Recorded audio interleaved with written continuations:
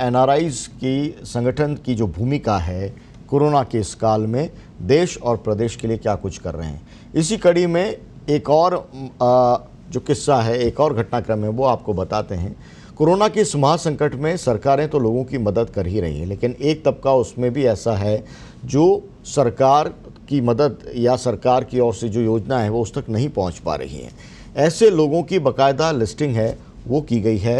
बांसवाड़ा के रहने वाले और यूएस में कार्यरत के भट्ट और बांसवाड़ा में रह रहे पुष्पेंद्र पंड्या, जसेला दरअसल गांव है डूंगरपुर बांसवाड़ा के बीच में। ये पूरा भट्ट परिवार है और वो यूएस के अंदर है और वहाँ से उन तमाम लोगों की उन्होंने सूची मांगी जो अभावग्रस्त हैं और कोरोना के इस दौर के अंदर अपना स्वाभिमान उन्होंने नहीं छोड़ा है, लेकिन उनकी ज़रूरतें हैं वो बहुत ज़्यादा हैं और ऐसे लोग मददगार की तलाश कर रहे थे। और ऐसे लोगों के लिए ये भट्ट परिवार जो यूएस में रहता है, जसेला गांव, डूंगरपुर बांसवाड़ा का जसेला गांव के ये तमाम लोग हैं, उन्होंने मदद करने का फैसला किया और इस कड़ी के अंदर बांसवाड़ा में पुष्पेंद्र पंड्या हैं, वो ज़रिया बने हैं।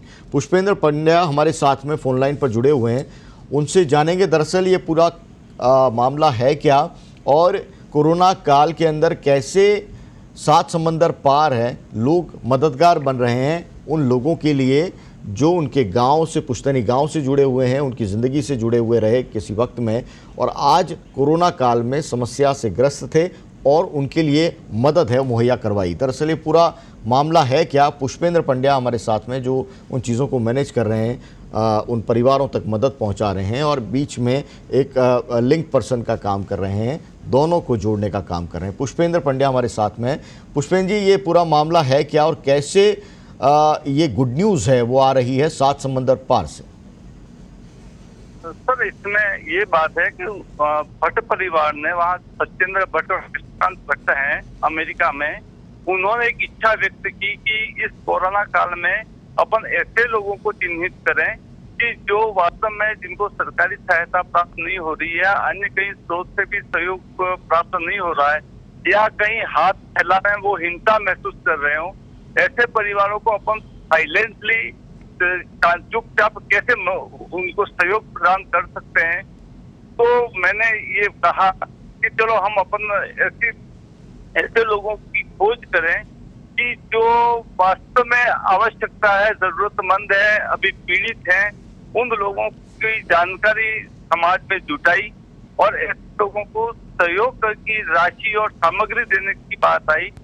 तो हमने सोचा कि सामग्री तो धीरे धीरे बाजार खुल गए थे तो उनको प्राप्त हो जाएगी, मिल रही है, परंतु सर उनके लिए कहीं बिजली का बिल भरना है, नल का बिल भरना है, कहीं सामग्री कोई तेल लाना है, घी लाना है या मसाले लाने हैं, तो उसके लिए राशि नहीं थी। बच्चों की कोई फीस बाकी है तो वो भरनी है, ट्यूशन का पैसा बाकी रहना बाकी रह गया, मकान किराया बाकी है।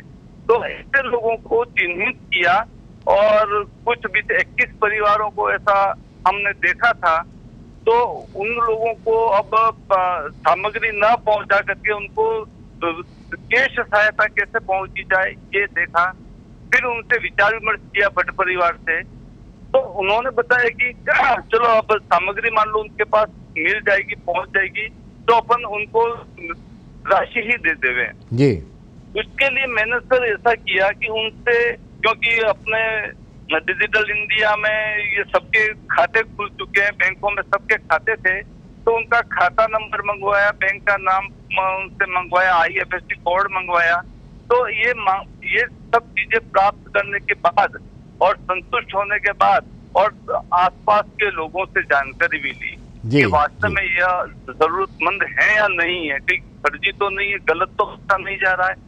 तो वो पूरी जानकारी लेके संतुष्ट होने के बाद उनके नाम मैंने अमेरिका में उनके पास भेजे, उन्होंने सहमति दी और फिर उनके खातों में सीधी राशि मैंने ट्रांसफर कर दी। उन्होंने मुझे राशि दी और मैंने 5-5 हजार रुपया प्रति परिवार, जैसे 21 परिवारों को 5-5 हजार रुपया इस खातों में सीधा जमा कराया। अब एक शर्त उन्होंने ये रखी कि ये लोग अपना नाम कहीं नहीं आवे, फोटोज हमारे नहीं आवे कि हम सहयोग ले रहे हैं, या तो उनमें हिंसा की भावना कहीं पैदा नहीं हो जाए। इस कारण से हमने न तो फोटो खिंचवाए कहीं, न कहीं नाम डिक्लेयर किए उनके, परंतु चुपचाप उन तक सामग्री पहुंची, उनके मैसेज हमारे तक आए कि हमारे बहुत इससे सुविधा हो गई और हमारी जो समस्याएं थी, तत्कालिक समस्याएं, वो इतनी राशि से भी हमें बहुत बहुत लाभ मिल गया, राहत मिल गई। जी। ये बात उन्होंने सर बताई हमें। बहुत बहुत शुक्रिया पुष्पेंद्र जी इस पूरी जानकारी के लिए। ये यकीनन बहुत बड़ी पहल है और उन लोगों की मदद करना जो ज़िंदगी से जुड़े रहे हैं और सात समंदर पार रहने के बावजूद भी उनका ख्याल किया जा रहा है। ये है दरअसल राजस्थान की सीरत, ये राजस्थान का मिजाज है।